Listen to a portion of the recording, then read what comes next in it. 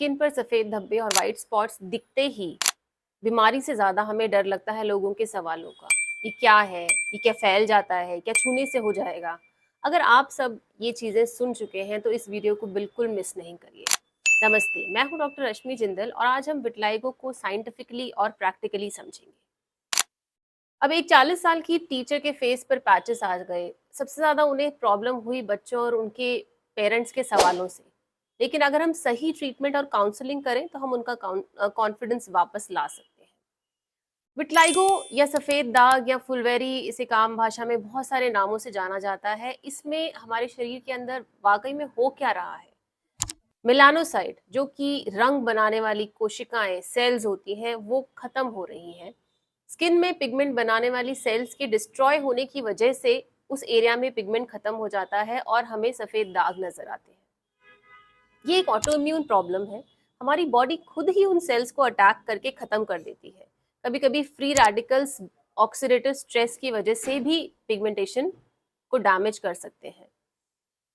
अब डायबिटीज भी एक ऑटो इम्यून डिजीज है और विटलाइगो भी एक ऑटो इम्यून डिजीज है। जब हम डायबिटीज के किसी पेशेंट के साथ कोई भेदभाव नहीं करते तो हम विटलाइगो के पेशेंट के साथ भेदभाव क्यों करना चाहते हैं। एक और प्रॉब्लम जो विटलाइगो के पेशेंट्स में देखने को मिलती है वो ये है कि जहां भी स्किन पर उनकी चोट लगती है या फ्रिक्शन होता है या रब करते हैं, वहां पर एक नया पैच आ जाता है। इसे हम मेडिकल टर्म्स में कहते हैं कॉबनर्स फिनोमेना। और ये एक इंडिकेटर होता है कि हमारी स्किन में डिजीज की एक्टिविटी बहुत ज्यादा है। सबसे ज्यादा इम्पोर्टेंट है हमारे लिए पेशेंट को, उनके रिलेटिव्स को ये बताना कि ये इन्फेक्शन नहीं है, ये छूने से नहीं फैलेगा, ये कंटेजियस नहीं है। कुछ केसेस में विटलाइगो का लिंक और ऑटोइम्यून डिजीजेस के साथ होता है। हो सकता है उन्हें थायराइड प्रॉब्लम भी एसोसिएटेड हो या कई पेशेंट्स में डायबिटीज भी विटलाइगो के साथ एसोसिएटेड होती है।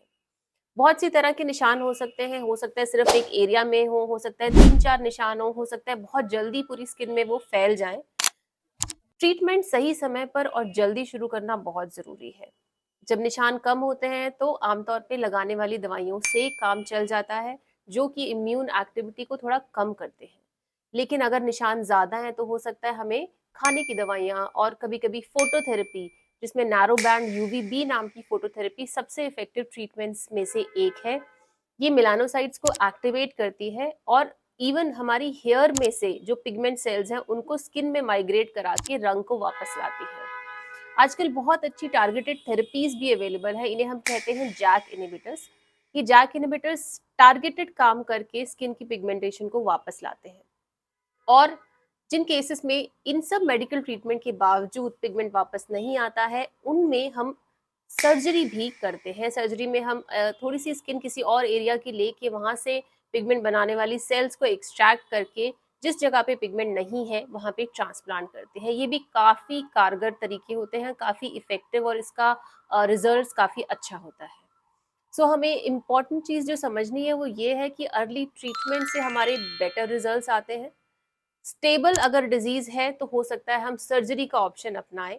सबसे पहला हमारा कारण, हमारा ट्रीटमेंट का मेन मकसद ये होता है कि हम नए निशान आने से रोक दें।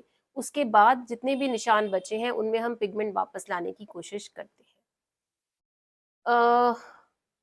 एक और इम्पॉर्टेंट चीज हमें ये समझनी पड़ती है कि विटलाइगो का ट्रीटमेंट बहुत जल्दीबाजी में नहीं हो सकता। जितनी जल्दी ये निशान आते हैं उतनी जल्दी ये जाते नहीं हैं। लॉन्ग टाइम ट्रीटमेंट की जरूरत पड़ती है, पर बहुत से मरीजों में पूरी तरह से रंग वापस आ जाता है। सो ध्यान रहे, विटलाइगो आपकी पहचान नहीं है, ये सिर्फ एक स्किन की कंडीशन है। और आज के टाइम में ट्रीटमेंट ऑप्शंस अवेलेबल हैं और काफी इफेक्टिव है। जरूरत है सही समय पर एक क्वालिफाइड डर्मेटोलॉजिस्ट से कंसल्ट करने की। धन्यवाद।